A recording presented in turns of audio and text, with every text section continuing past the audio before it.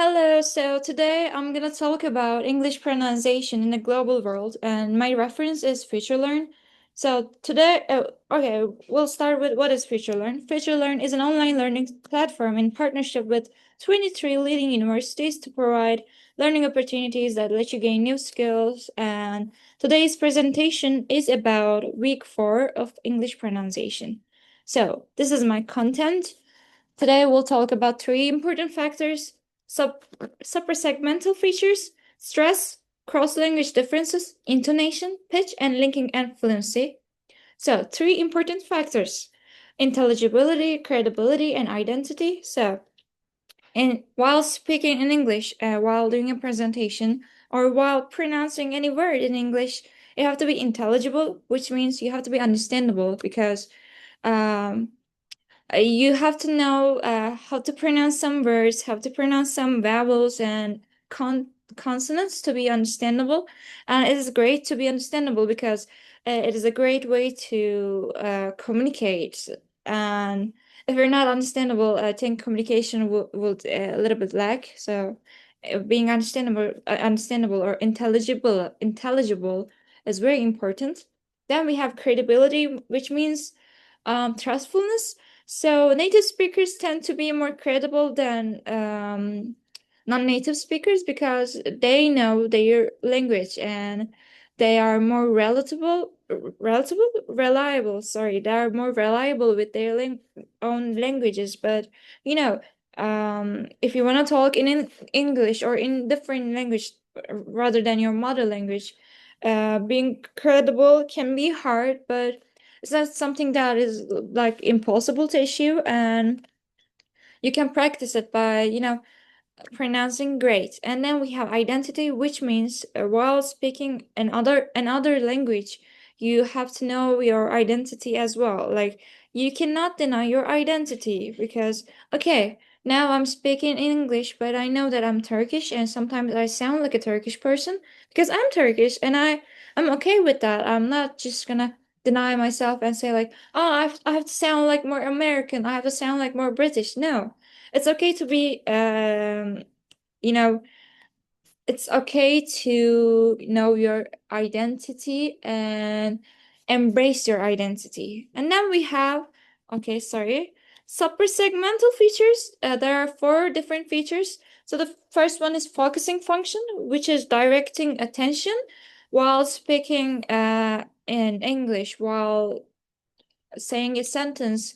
You can be like, okay, I need to direct this word, like she mentioned this.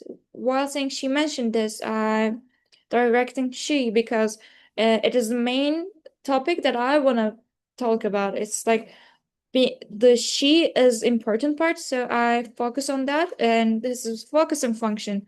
Then we have attitudinal. I don't know how to pronounce that, but this function is just expressing your feelings and expressing your attitude with your language, I guess.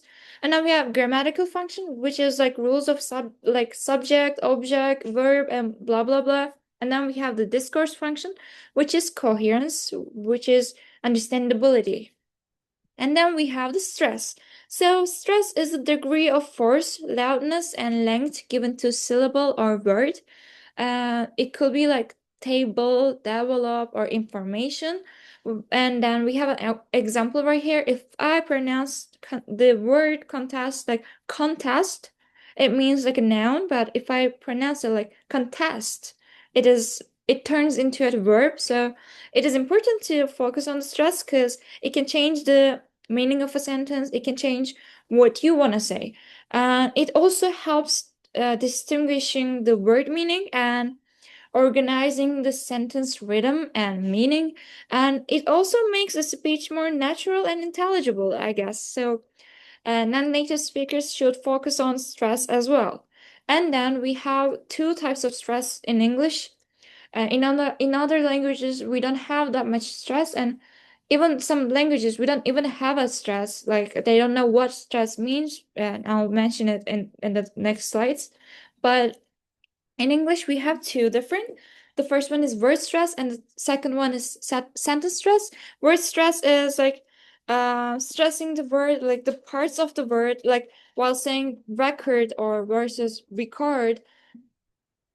Record is like a noun, but saying record, it turns into a verb.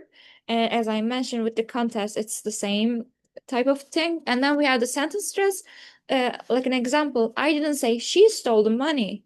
If I say like this, okay, I'm trying to focus on the she, but if I say like I didn't say she stole the money, then it means like I is the most important part. Or like I didn't say she stole the money. Like, okay, it means like she stole something different, I guess. And then we have like cross language differences. So that's the main topic that I want to mention. So syllable time languages like Spanish, French, and Turkish stress syllables evenly, like while at the end of the sentence. And then we have the final stress languages. It's still French and Turkish, may incorrectly stress the last syllable of English words. Like while speaking in English, I didn't say she stole the money. Like maybe I wanted to mention the one who has